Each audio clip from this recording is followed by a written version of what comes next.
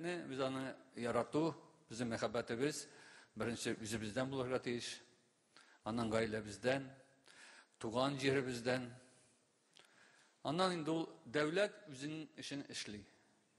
Без еш кына гел эзлибез ягадан, чиктән, шундый ниләр, причиналар барысы үзебездән түгел.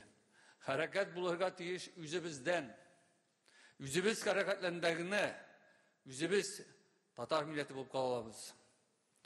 Гаиләбез татарныкы була. Туган җиребез татарча була.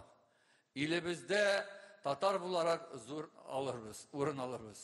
Аллаһ Тәгалә әйткән, көчле милләтләрне саклап калырмын дигән. Без татарлар сезнең белән көчле халык буласы иде.